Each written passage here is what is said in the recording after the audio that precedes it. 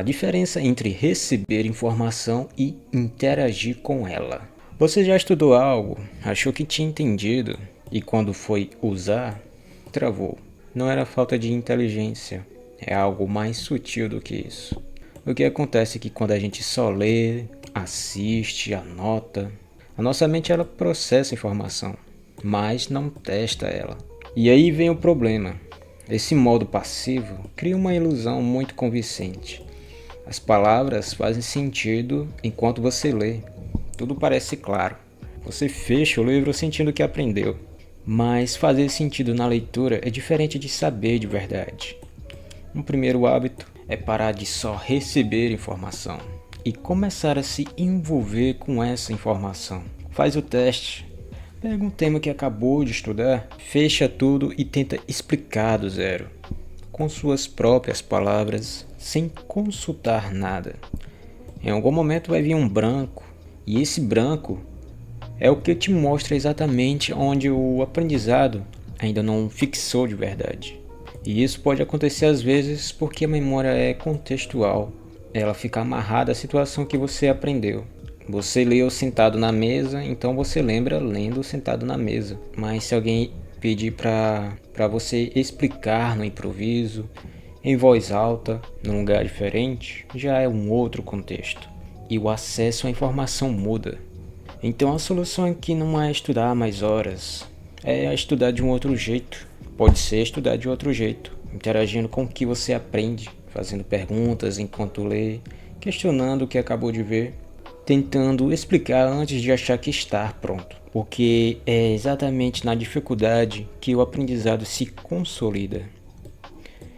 Estudar com desconforto e não fugir dele. Tem um padrão que quase todo mundo repete sem perceber.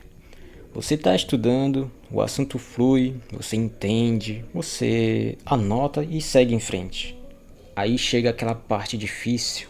Você lê uma vez, não entende muito bem, lê de novo, ainda confuso e quase sem perceber, você passa para frente. Vai para o próximo tópico, para o próximo vídeo ou próximo capítulo.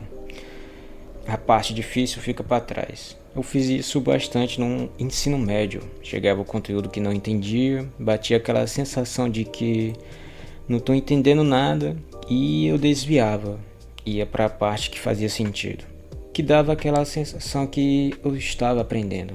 Então foi acumulando dúvida em cima de dúvida, buraco em cima de buraco, até chegar no ponto em que eu não entendia mais o todo, porque as peças que eu tinha pulado eram exatamente as que ajudavam a compreender. E aí que mora o problema.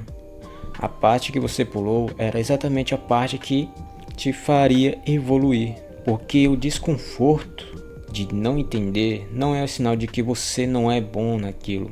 É um sinal que sua mente está sendo desafiada a algo que ela ainda não sabe. E é nesse atrito que o aprendizado acontece de verdade. Quando tudo faz sentido fácil, você não está só aprendendo. Você só está confirmando o que você já sabia. Quando passa aquela sensação de eu não estou entendendo nada, é desconfortável. Mas também é o momento mais valioso de qualquer sessão de estudo. Não precisa entender tudo de primeira. Precisa só parar de fugir quando não entender. Um segundo hábito, quando bater a vontade de pular, fica. A parte difícil não é um obstáculo no caminho do aprendizado. Ela é o caminho. Anotar dúvidas em vez de só respostas. Quando você anota algo que estudou, o que você geralmente escreve? A maioria copia o conceito, a definição ou o que o professor explicou. A anotação ela vira um arquivo de respostas. E o problema de respostas sem perguntas é que ela envelhece mal. Você abre as anotações e depois parece morta, com informação solta. Você lê, entende superficialmente, fecha e não leva a nada. Agora imagina inverter isso. Em vez de anotar o que você aprendeu, você anota também o que você ainda não entendeu. As suas dúvidas, as dúvidas que surgirem, as contradições que você perceber, algo como, por que a mente esquece mais rápido nas primeiras horas? Ou isso aqui contradiz com o que eu já sabia, qual dos dois está certo? alguma dúvida direcionada ao que você estuda. Parece menos produtivo. Parece que você só está anotando o que ainda não sabe. Mas pode ser exatamente o contrário.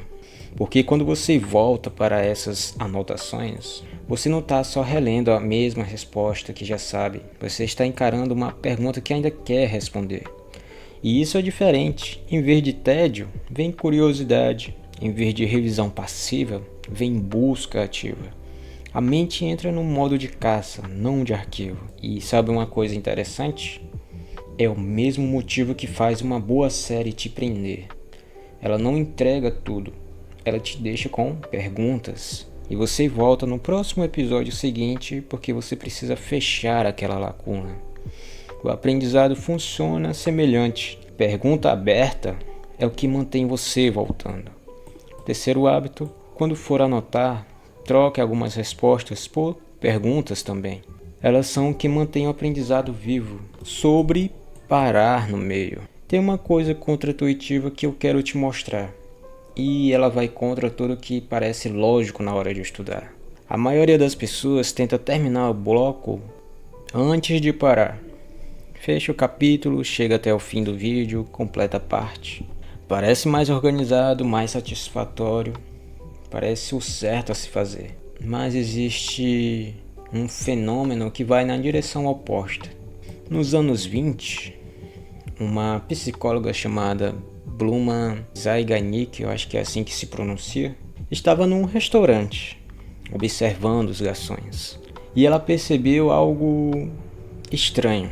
Eles lembravam com detalhes dos pedidos que ainda não tinham sido entregues. Mas assim que o pedido era fechado, eles esqueciam de quase tudo. Como se o cérebro arquivasse o que já foi concluído e mantesse em aberto o que ainda está pendente. Ela foi estudar isso e o que ela descobriu ficou conhecido como um efeito Zeigarnik. Tarefas inacabadas ficam ocupando espaço na cabeça de um jeito que tarefas concluídas não ficam. Quando você termina algo, a mente arquiva e segue em frente. Quando você deixa no meio, ela continua processando em segundo plano. Você já teve aquela sensação de estar no banho ou tentando dormir e do nada vem um pensamento sobre algo que você estava fazendo antes? É exatamente isso acontecendo. Então, o que parece descuido pode ser, na verdade, uma estratégia às vezes. Você para no meio de um raciocínio, faz outra coisa e sua mente continua trabalhando sozinha. Um quarto hábito, parar antes de terminar. Deixar uma pergunta no ar, um raciocínio pela metade, deixa o cérebro trabalhar por você. Sobre revisar o dia todo. A maioria das pessoas acha que estudar é aquela coisa que acontece num momento específico do dia. Caderno aberto, horário certo, ambiente preparado. Fora disso não conta, não é? Mas aprendizado não só respeita esse horário. Pensa em um dia comum. Você está no banho e do nada vem um pensamento sobre algo que você leu. Você está caminhando, aí começa a raciocinar de um problema sem ter planejado aquilo. Você está conversando com alguém e puxa uma informação que nem sabia que você sabia. Isso não é só coincidência. Também é a mente revisando por conta própria. E quando você entende isso, dá para se usar ao seu favor. Em vez de esperar o próximo bloco de estudo formal, você começa a trazer o assunto para dentro do seu dia. Pensa nele no banho, tenta lembrar os pontos principais antes de dormir, sem abrir nada. Explique mentalmente enquanto caminha, como se estivesse ensinando para alguém. Fica com aquela pergunta em aberto girando na sua cabeça até encontrar uma resposta. Eu mesmo faço isso às vezes. Fico durante o dia todo pensando sobre o assunto, tentando entender algo que ainda não ficou claro, tentando lembrar sem consultar. Parece que minha cabeça não para, mas na verdade ela só está trabalhando. Não é esforço, é só direcionar o pensamento que já ia acontecer de qualquer jeito. E isso conecta com tudo que a gente já viu. O cérebro não gosta de lacunas abertas. Se você deixar uma pergunta sem resposta, ele vai continuar tentando fechar essa lacuna mesmo quando você não está estudando. você usa ao seu favor quando estuda fora do estudo. Quinto hábito: aprenda fora do caderno. Porque se você só processa informação quando está sentado no horário certo, você só está usando uma fração pequena do tempo que o seu cérebro poderia estar trabalhando por você.